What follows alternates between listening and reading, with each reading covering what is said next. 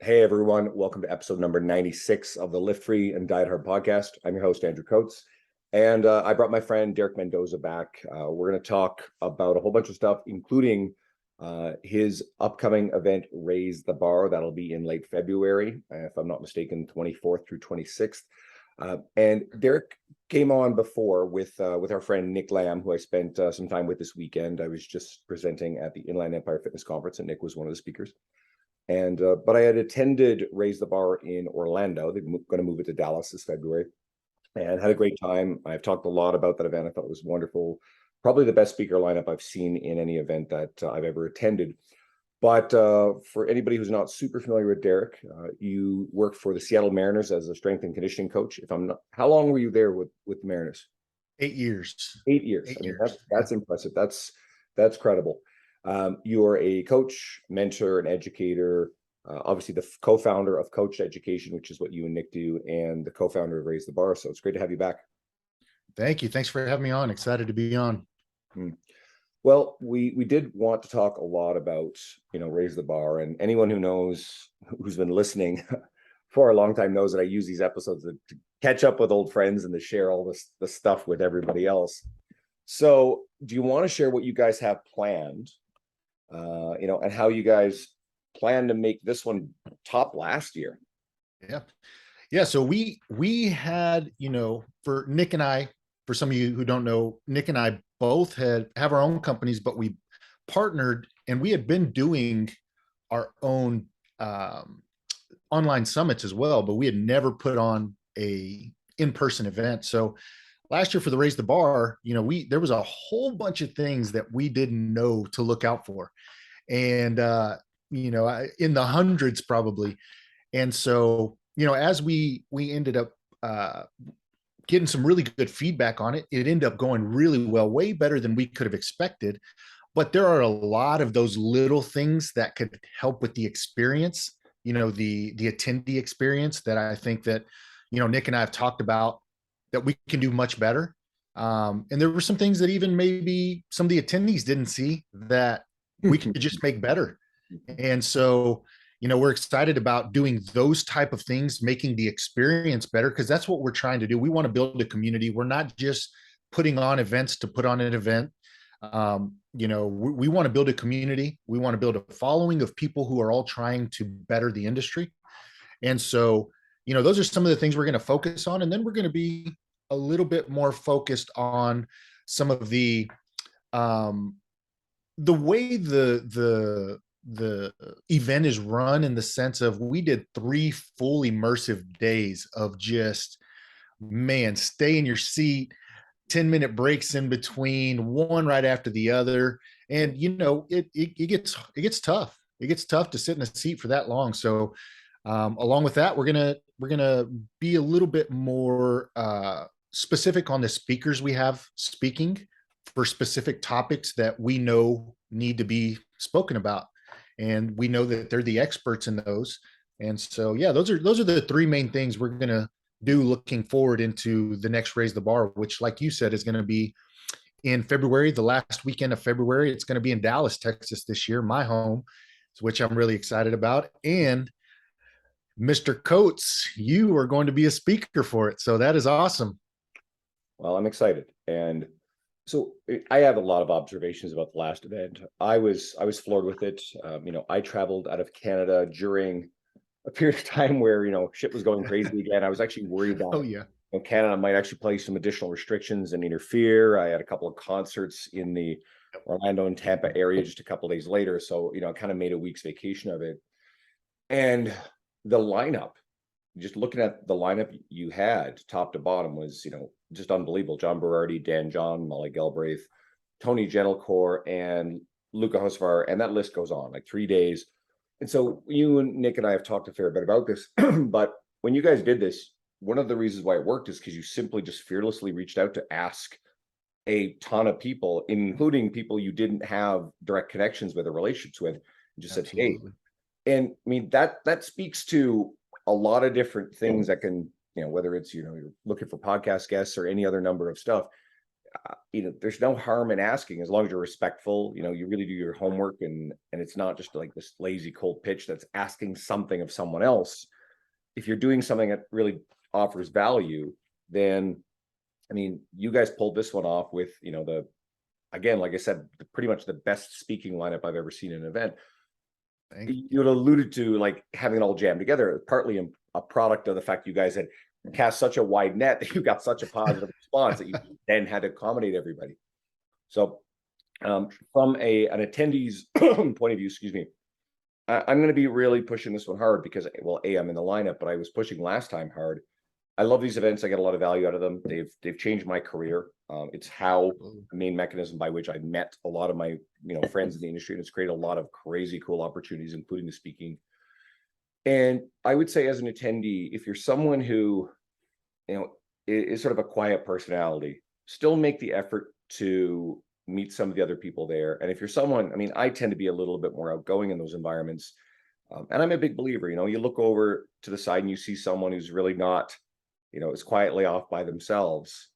If you can create the opportunity, first of all, go meet that person, right? You don't know what's going on with that person. And if you can introduce other people and connect people and make people feel more immersed in it, because it can be very easy for even sometimes the speakers fall prey to, well, they're showing up at this event and they're seeing old friends who are usually the other speakers too. And they can want to just kind of hang out with their friends. So you almost have to make an effort to cut through everything to meet people. And it's not about, quote, networking. It's about actually authentically connecting with people. So if you decide to go to one of these things, you can add value to the experience and, really earn the respect of the organizers by participating in a manner that makes everybody feel more welcome and included. Absolutely. That's a great point. I think, especially early on in my career, I did lots of seminars. I would go to lots of seminars. I would do lots of certifications, in-person certifications. And I was kind of that guy, I would kind of sit in the back off to the side. I'm typically, I'm introverted. I'm an introverted person. I love being around people, but I recharge by being by myself. Right. And so early on in my career, I had that little bit of, I guess you can call it, I didn't have a lot of confidence in the skills, especially being at a place where I'm learning like crazy. And so I would be that person that kind of would be hesitant to talk to people. And what I realized is, you just got to do it. It's uncomfortable at first, but it's amazing the connections you build, even with just somebody going to the conference. A lot of people that I've met at conferences are still my friends today because we just struck up a conversation, and all of a sudden, now we're learning from each other. We're calling each other. We're texting each other. 10 years down the road, we're still talking. We're still friends. And so, yeah, that's definitely something that is a great point because, that person probably wants to conversate and talk to people. He or she just may be a little shy or don't know how to spark up that conversation. So if you're somebody who's outgoing, go find those type of people, connect with them. Those may end up being the people that you connect with the best. Yeah, I have a lot of good friends. And I've said this in pockets before, so forgive me if someone's heard me say this before, but I've heard people in the industry, I can think of one example, I won't say names, who just sort of say, oh, the people you meet, the people you meet are not real friends. In reference to, hey, like people that you guess you've known in, quote, in person locally are somehow a different kind of friend than the people you meet in your travels. And I want a lot of people to think for a second, about your really close friends, people that maybe you haven't seen. It's like, shit, I just went to Newfoundland. I saw some old friends I haven't seen in forever. They're still very good friends. But even locally, some of my best friends I don't get to see very often. But between my travels, there are some people that, when you really add it up and your interactions online, you actually end up sharing more in common. You spend time with them. And I don't think there's a difference unless you erect this artificial barrier to somehow segregate, your social media, fitness industry friends that you meet at events from, quote, real friends, which I think is ludicrous. If anything, you're going to be inspired by, and you're going to be a product of, this cliche, the people that you surround yourself with. And if you surround yourself with and interact with people that are on the same journey and path you're on, and it inspires you to go in various directions with your career or do certain kinds of work, it can be a really big catalyst to growing your career. I've certainly found that in my own experience. So tell us more about what you guys got planned. I know you don't have the speaking lineup finalized, Right. Is there anybody else confirmed that you're comfortable sharing at this point, and anything else that you know, you because again, we're putting this on people's radar now, and yes, lineups can change. There were a couple people who were technically in your lineup, given the issues with travel, those people had to pull out. We know that happens. So what do you Yeah. got? Yeah. I mean, yeah, I'm comfortable with sharing a couple of them. We are doing this much different than we did last year in the way, like I said, we're being very specific with the type of people and the topics that they're really good in. And so what we've done is, instead of last year, what we did is we put together a list and we're like, okay, these 25 people would be ideal for us, right? And we reached out to them. Either we knew them directly, or we had friends that knew them, or we just cold outreached, right? Mm. And we got a bunch of them come back and ultimately say yes. So we were in this space where, like, oh my goodness, what are we going to do? We have all these speakers now, and we plan to only have 12 to 15, and we end up with 24. So the way we're doing it this year, which ended up being great, but like I said, the event, it was just too much speaker after speaker. We want to give speakers more time, because they deserve more time. They need more time to get you know into detail of what they're trying to teach. And so what we did this year is we started with a couple handfuls, right? And that was it. And then we have another little bit of list that we're going to go through as well. But the ones I'd be comfortable saying right now is, obviously you. Um, Big one is Jonathan Goodman. John Goodman's going to be there. He is, you help facilitate that. So thank you on that end. We are going to have Luca Hocevar back. We are going to have Jill Coleman. Yep. We are going to have, there is 3 or 4 that we're still in the process that are trying to figure out some details. One of them is one that we would really love to have again. And he's just trying to figure out, he's not really doing much speaking anymore. So, but he really loved it last year and he loved being part of it. So he may be one that, ends up doing it. I don't really feel comfortable saying his name just yet, but That's yeah, cool. we have 7 confirmed, 8 confirmed right now, I believe. Good. And we have 3 or 4 in the list that we're trying to work some details out. So we pretty much have a close to full list. We have 12. We want 12 to 15 is what we're looking at. And so yeah, we're right there. We're right there, and we're excited about the lineup. Like I said, we're really intentional in how we did it, and so really looking forward to what this lineup's going to look like once we get it all nice and finished up. So there are going to be people listening who either are doing a little bit of this kind of stuff or aspire to grow into that space. Anybody who's a long time listening has watched me kind of like step into that space, and then there's been a ton of it, which has been really cool.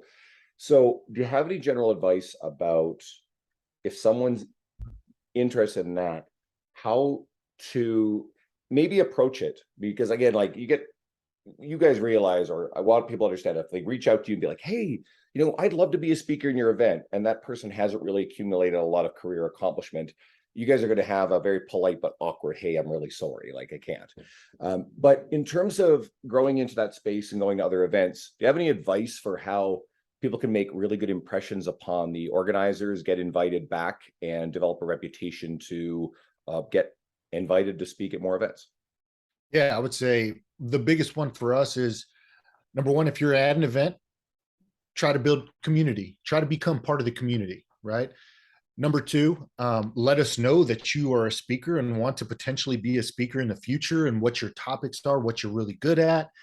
Number 3 is, when you do go speak at those other events, maybe some really small events, whether it's in front of 5 people, 10 people, 20 people, whatever it is, make sure that you're actually part of the event, not just there to speak.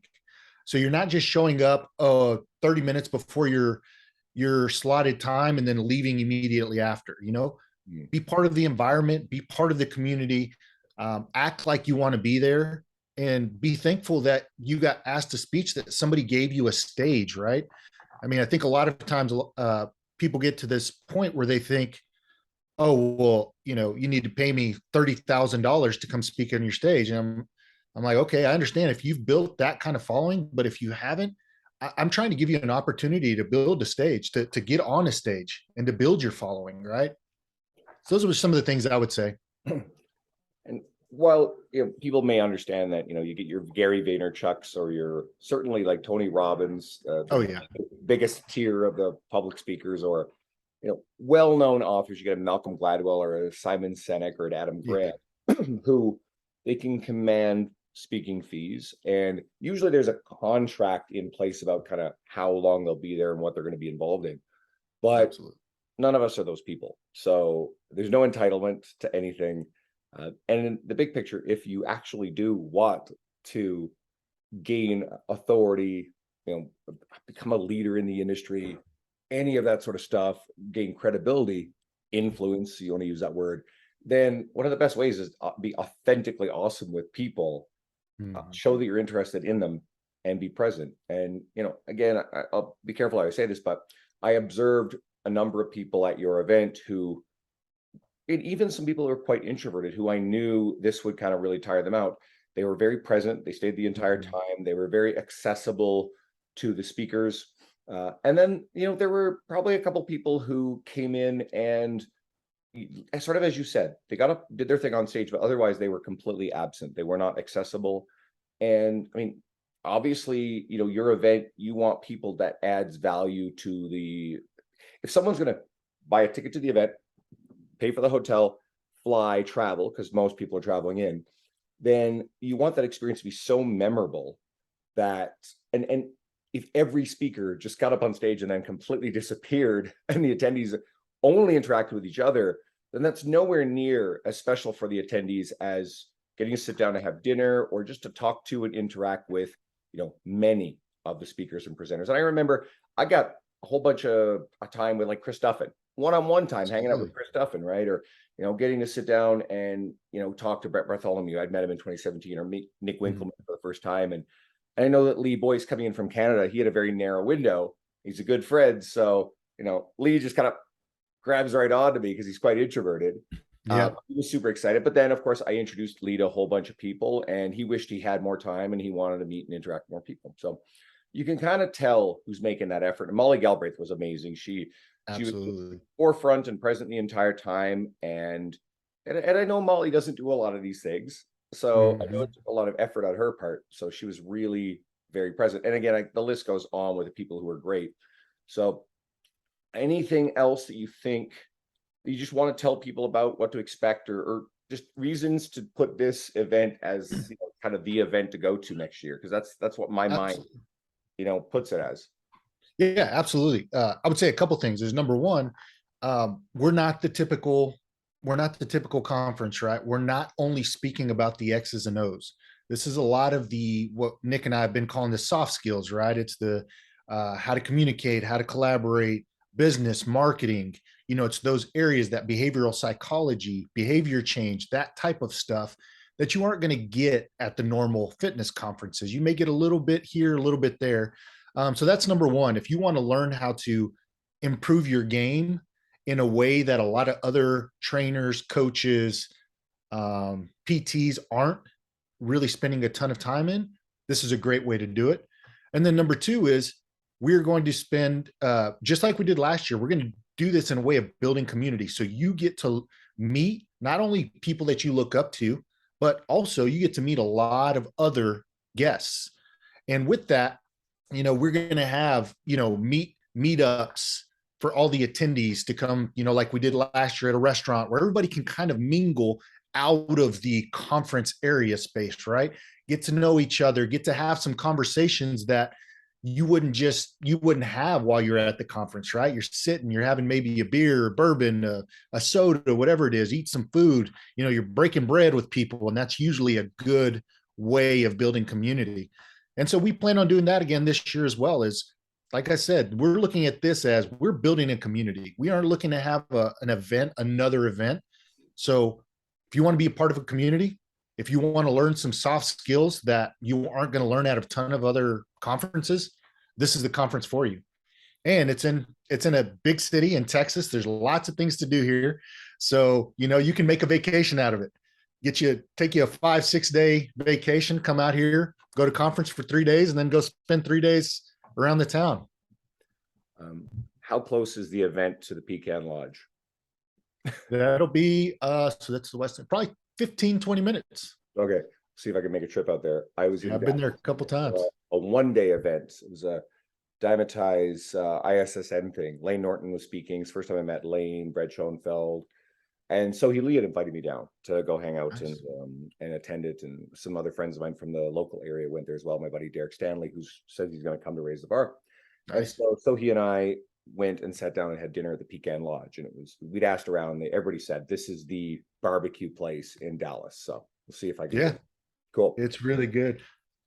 So you also mentioned before we got on air that you're building a course for quote driven entrepreneurs. So I guess there's a couple of ways we can come at this. One is I want to hear what it takes, what goes into putting together a course like this, because there may be some people who are thinking about this sort of thing. And certainly, what are the big lessons that you want people to take away? What kind of advice do you have? And just to kind of plant the seed that maybe someone might come and do this course. What do you have for people? Yeah, so the course that I'm putting together currently, and the people that I've been working with lately are, driven entrepreneurs who maybe feel stuck, helping them find their passion, rediscovering their identity, and then reclaiming their physical prime, their physical body. And one of the things that I found is, the reason why I love working with driven entrepreneurs is that they're already succeeding in one area, right? They're already good. They already know what it takes to succeed. Now you just help give them the tools, the strategies, the tactics in another area, and they can succeed as well.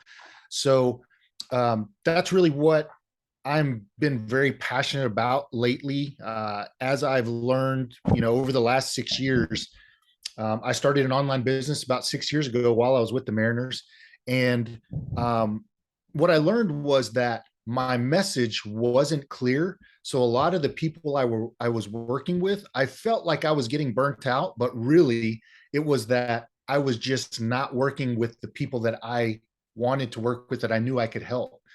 And so I ended up working with a lot of people that I spent a lot of my time motivating, and they needed all of my time. They needed to have lots of access to me, and all these things. And what I learned was I like working with people who are already driven, who are already really good in one area. And now we just need to help them focus on another area of their life, which usually tends to be their physical body, right? So what we're really talking about is creating the right brand and messaging so that way the right people self-select to find you, right? Correct. And so there's something sort of tricky within this too. So let's flesh this out. Every trainer would love to have the unicorn clients that are perfectly adherent, right? So Absolutely. how would you get a trainer to buy in, to get to the point in their career where they're attracting the clients they want to attract? Because again, I agree with you. I think this is essential, because it's how much emotional energy are you putting into your work, and how much do you have left over for yourself, the other people in your life? And if you're coming out of this burned out, you can't sustain a career, right? It's not possible. Correct. So where's the balance between finding the right type of person and developing the skill set to be able to warrant and attract the sort of, for lack of a better way of saying, kind of almost like an elite clientele? I don't necessarily think that's the right way to say it. It's just the people with the right kind of mindset for your business, while not having unrealistic expectations about finding those quote perfect clients. Yeah. I mean, one of the things that really helped me, and I actually teach this in the program, is you have to get clear, but not just clear. You have to really be honest. And one of the problems that we have is that we are kind of honest, right? A lot of us are kind of honest, not 100% honest. And then eventually those, what I like to call half truths, you say them enough and eventually they become your truth, right? But they're not the truth. And so one of the things I start with and that I learned was you just have to get clear. You have to get clear with where you are right now in that specific moment and in that specific thing that you want to change. Is it financially? Is it your fitness? Okay, where are you right now? What about your physical body is it that you want to change? Where are you right now in the moment? And then you have to start to build that compelling future, right? So what I like to do is I like to tell somebody, hey, okay, imagine that you woke up a year from now in your life, you just experienced the best year of your entire life. What does that look like? Tell me what it looks like.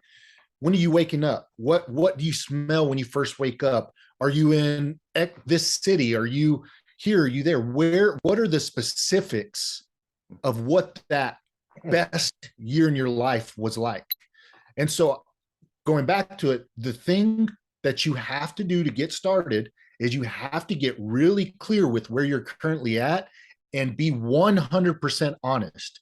You don't have to share this with a million people, but you have to know where you're currently at so that way you know where you're starting from.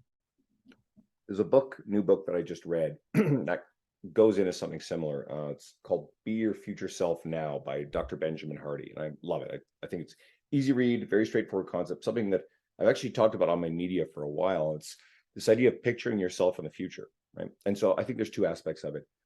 First is picture you in the future. And this can work really well for, clients who want physical change, but also business people who want career growth.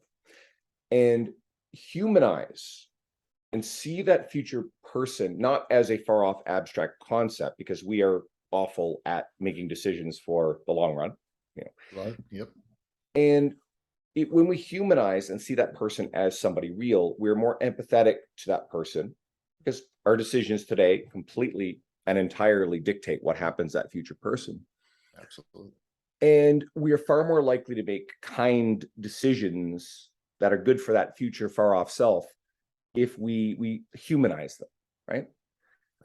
It's kind of like when we're driving around, and we're angry at the other drivers. We don't really see other drivers on the road as real people who are just trying to get home to their kids.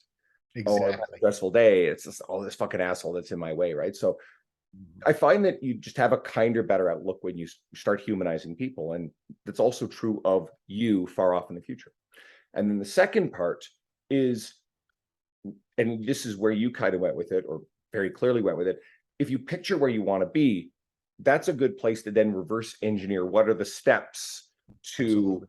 start now to put you in the position where you are there. So this book's great. If anybody wants to kind of like get a step into this idea, first of all, go read that book. And if that inspires you, by that point, your course is probably going to be ready to go. And then they can take steps in to check out the course and put it in action. Because again, I advocate reading a lot of books, but if you're not going to do substantial action towards what the book tells you to do, it really probably wasn't worth reading. Yeah. Yeah. And if you think about it, I mean, think about how many times that's even me personally, right? You are driven for this certain outcome or this certain goal, right? And you inch your way towards it. All of a sudden you reach it and you're like exhilarated, right? You're so happy. And then all of a sudden you look up 2 months later, 3 months later, and you're almost back to where you started or worse. You're like, what the heck happened? And so with a lot of these things, what we have to do is, we have to start aligning our body and our mind, but we have to do that by digging into our unconscious, right? And what that does, that's going to help us understand why we keep slipping back into the old ways after making progress. And so all those steps, all those habits, all those daily practices that it took for you to get to your goal, what happened was you stopped doing them. But what we really need to do is those need to start becoming the standard. They need to start becoming your standard. That's the way you do things. That's how you start to slowly form or rediscover your identity, right? Now that's just who you are. This is just what I do. And so habits and mental toughness, those things have to become a standard. And so when you're dealing with any kind of, fitness clients, or I think a lot of times what I got caught up in, in my early years was, okay, this person wants this result. Yes, your job is to help them get that result. But along the way, you have to help them understand that these habits they're creating, this mental toughness, these barriers that they're breaking through, they ultimately have to become who they are, how they see themselves, how they view themselves. And so I think that's the direction where we need to start bringing this, our, the health and fitness area too. Yes, we're training people, we're helping them get a result, but we want them to have it long term, right? So, Well, yeah. you're talking about identity. Forgive Mhm. the garbage truck in the background if you guys can hear this. And you said it. If our clients, it's much easier to get our clientele to make decisions that are in line with their identity. So if they can't, if they're not yet there, I like to think about an aspirational identity. This like pick image again, it's an image of a future self, the way you want to be, the way you want to live life. And if you successfully put your mindset around a certain identity, it's much easier to make decisions, choices, and behave in a way consistent with that identity, which means we're not white knuckling it with willpower. And I find that a lot of the things that we're trying to do with our careers, it's almost a perfect analogy to the progress and the change we're also looking for in our clients when it comes to their physical health. So, and again, you're right. I spoke about the concept of identity in my presentation in Inland Empire because it was a presentation on writing, and I illustrated a point that if you think about yourself as someone who does already write, whether it's simple things about like emails with clients or social media content, as opposed to just, hey, I'm a formal published writer of long form articles, Mhm. you're far more likely to engage in consistent behavior uh, of that of an actual writer, which will lead you to the goal of becoming that writer. It's the same in any aspect of our business. So, and I hope that anybody listening starts thinking about this stuff in terms of how they're coaching their clients. But like you said, it becomes building an identity around who you want to be as a fitness professional. More thoughts on that? Absolutely. Yeah. Not so as you continue to do that, what's great about it is then that starts to create certainty in them, right? So then they start to get this certainty. Then they're going to start believing in what they can do, which is going to help them keep taking action. Right now, they're starting to believe in themselves, that self-confidence. Right. I think Ed Milet says it some way like, you continually keep the promises that you make to yourself, and you're building that confidence. You're building that confidence. Eventually, it becomes your identity. Now, with that identity, you have more certainty because you've continued to keep those promises to yourself. And that's where you see a lot of these, what I like to call high performers or high achievers. They continue to do that time and time again, because they've built that mental toughness and that cycle of, they know when they hit something hard, it's not failure. It's not, okay, let me learn a new way. Let me make a slight adjustment, create certainty, because then that worked. And then that confidence goes up and over and over and over. So yeah, I think there's a lot to that aspect. But if we had to, try to put it in its simplest form, is keep the promises you make to yourself. So you start to build certainty. Once you build that certainty, you're going to start to view yourself differently. And then eventually your identity becomes, a lot better. It becomes, now you're this person who does this. You follow through. You are consistent. You this, whatever your thing may be. And I would love if our industry shifted towards almost that focus, right? It's like we're working on changing people and changing lives, not changing how you eat, not changing how often you work out, which is important if you want to make a change, but that's not the most important thing. I'm going to say this. You learn to trust yourself to execute. Yeah. Execution is hard. All right. Today is a slightly more brain foggy day for me, so I'm just trying to think of anything else that I want to tease out of that, but I think you've done a wonderful job there. I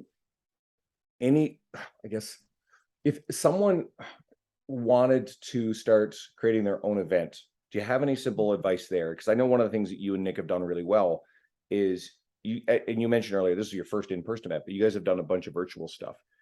Anything that can kind of help someone step into that space? I did an event in 2019. I certainly did it with a team, couldn't have pulled it off by myself. Yeah, absolutely. So this will be our second event. So we've learned a lot, right? So the first thing is, if you've never done one, do one of two things: either reach out to people who have done one, or number two, hire people who have done one. What I did when I ran my first summit, my online summit, I knew nothing about how to run a summit. So I hired some people to do the back end of it. I did all the interviews, but I hired people to do the back end of it. And so that really helped me. And then you learn a little bit, and then your next event's a little better, and your next event's a little bit better. So ultimately, what I would say is, number one, um, find somebody, hopefully someone close to your circle or somebody that knows somebody that's already ran events, successful events, maybe an event that you've been to and you're like, oh, I kind of like these aspects of it. Take those things away from it, leave the rest. And then number two is, if you need to, hire somebody to teach you, even if it is just on a consulting basis, even if it is like, hey, can I buy 2 hours of your time? I'll pay you X amount, something like that. But what you do not want to do is, you do not want to go into this and think, oh, I'll figure it out. No, let me figure this out on my own. Let me research online. Because that will give you some of the basics, but it won't create the environment that you ultimately want to create. And so, there's so many aspects to it. You have to think about the speakers. You want to make them feel comfortable. You have to think about the attendees.